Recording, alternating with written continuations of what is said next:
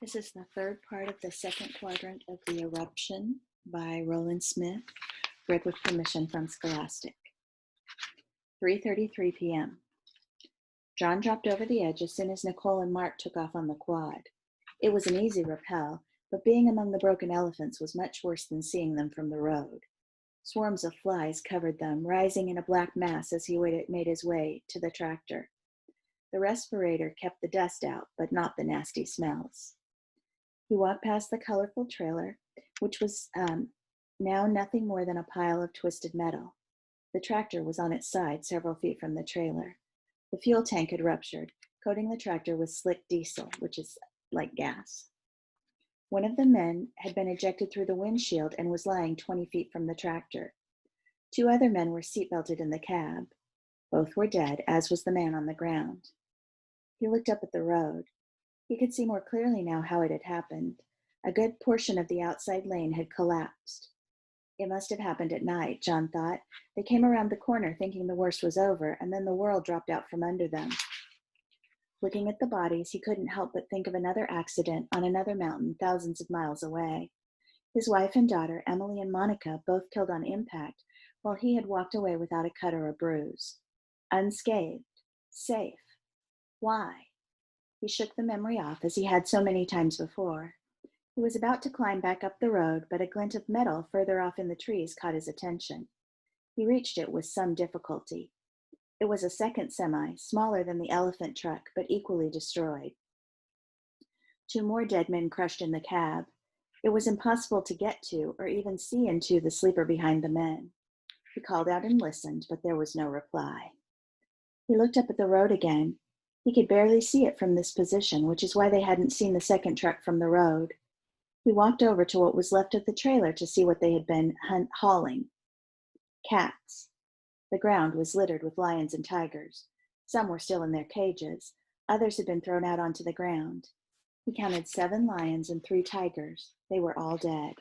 It was heartbreaking.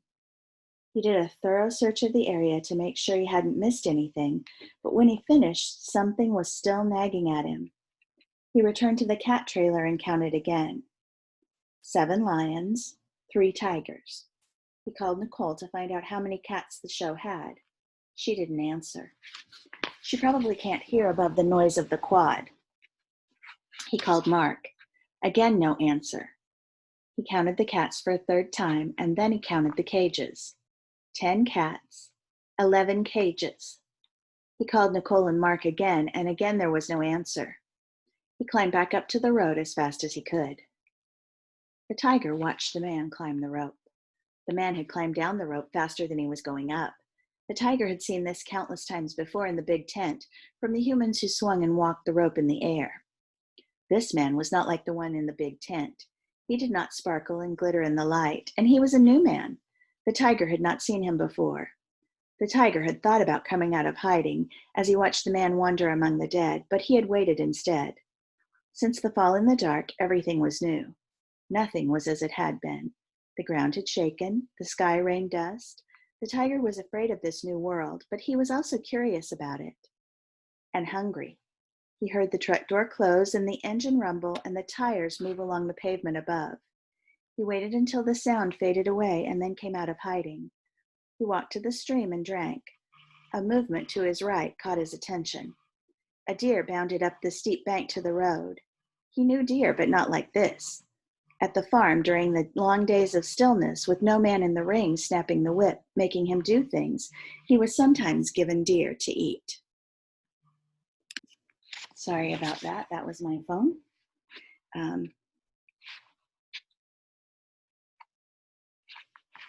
But this deer was full of life. It moved with strength and grace up the mountain. The tiger was hungry. It followed the deer. Nicole drove the quad slowly down the left lane of the highway, with Chico clinging to her front and Mark clinging to her back. Not so close to the edge, Mark reminded her for the 20th time. I'm not wearing a helmet. A helmet won't do you much good if we plunge over the side. Thanks for reminding me, and that's exactly what I'm afraid of. Scoot over. If I get too far over, we won't be able to see into the ravine. Then at least keep your eyes on the road. I'll watch the ravine and tell you if I see anything horrible. It was hard for Nicole to imagine what could be more horrible than 4 dead elephants in a smashed circus truck. That image would be tattooed on her memory forever. If they hadn't stopped where they had, they probably would never have seen the elephant rig. She dreaded seeing her mother and sister's crushed camper or any of the other circus rigs, but she felt compelled to keep peering over the edge. Chico had gotten away from the clown rig. The pup had gotten away from the dog rig. She hoped they weren't the only survivors. She eased the quad around a sharp curve and nearly fell off the seat. There were at least 30 cars, campers, and Rossi Brothers circus trailers blocking the highway.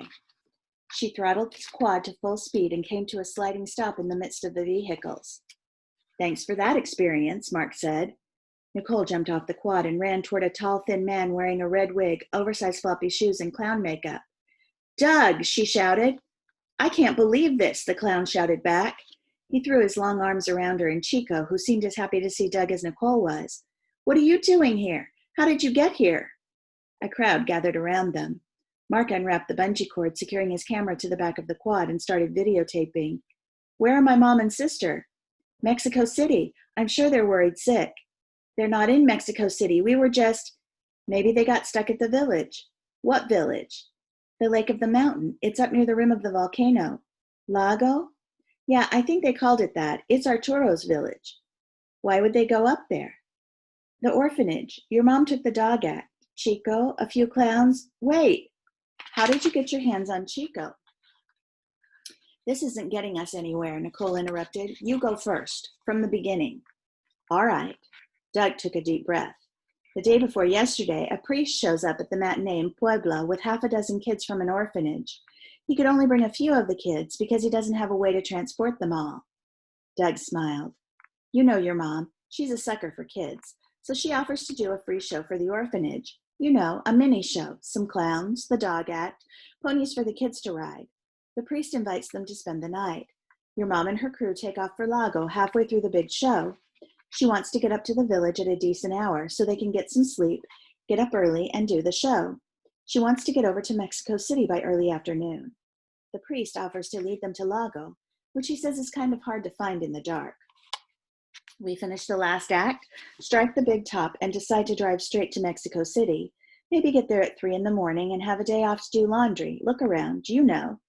Anyway, we're driving down the highway in a caravan, and everything's fine, and suddenly it feels like the world is coming apart. We pull over, wait it out, gather our wits, and take off again. We get maybe a quarter of a mile up the road and run into this gigantic landslide. We try and get a hold of your mom, but all the cells are dead.